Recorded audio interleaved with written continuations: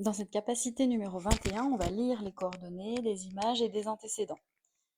Donc on a une fonction f qui est, dont la courbe représentative est donnée ici. Par lecture graphique, on veut les coordonnées du point A. Le point A est là, donc on lit toujours l'abscisse ici et leurs données ici. Les coordonnées du point A sont, donc entre parenthèses, l'abscisse d'abord ici. Donc là, il y a 1,5. Et leurs données, on est à -2, -4. Et on met bien point virgule entre les deux. Donner l'image de -1. Donc déjà, je vais effacer ce que j'ai fait là pour mon point A, pour qu'on puisse comprendre comment on fait une lecture d'image. On veut l'image de -1. Donc si on veut son image, ça veut dire que ce qu'on me donne là, c'est l'antécédent. Étant donné qu'on me demande son image, ça veut dire que là, c'est l'antécédent. Donc, les antécédents, c'est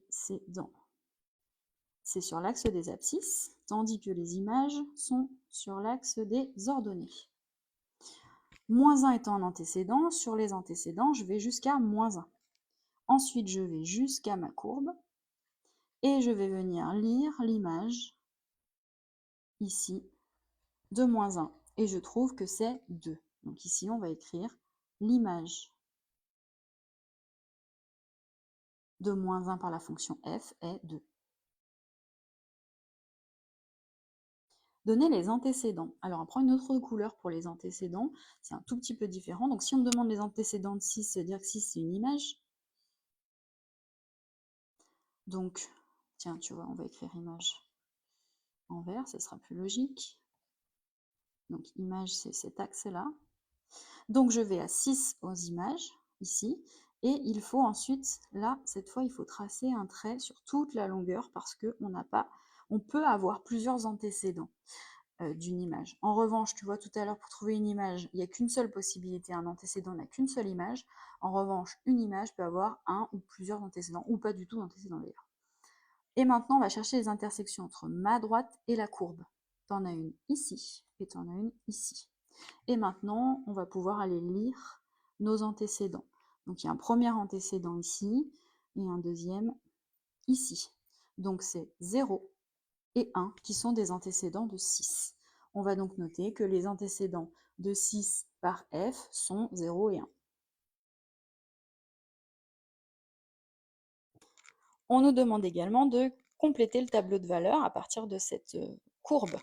Donc ici, dans un tableau, tu auras toujours les antécédents qui sont, c'est les x, donc c'est la ligne du haut ici. Donc ça là, ce sont tes antécédents. Et la ligne ici, f de x, ce sont les images. Cherchons donc -1, l'antécédent. Il est ici. Quelle est son image? On a trouvé tout à l'heure que c'est 2. Regarde, je te gomme ici pour que tu vois mieux. Donc là, c'est 2.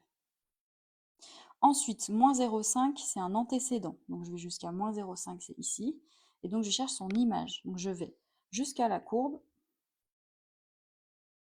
ici, et je vais lire son image. Donc là, bon, c'est pas extrêmement précis, c'est une lecture graphique. Bon, en plus, j'ai pas très bien fait mes traits. Mais donc on est, là c'est 5. Donc on est a priori à 4,5. Donc on va noter que l'image de -0,5, c'est 4,5. Je continue sur les lectures d'images, donc à 2 et à 2,5. L'image de 2, je vais jusqu'à la courbe et je vais lire son image, c'est 2. Et l'image de 2,5, je vais jusqu'à 2,5, je vais jusqu'à la courbe et je lis son image. Bon, ici on a 0, donc là on a -1, on est à -1,5 à peu près. -1,5. Maintenant pour la lecture d'antécédents, comme c'est le cas ici, donc -6 c'est une image, donc je vais sur les images et je vais à -6, donc c'est là, et je vais lire ces antécédents. Donc on a dit pour lire des antécédents, il faut tracer un trait et chercher toutes les intersections avec la courbe.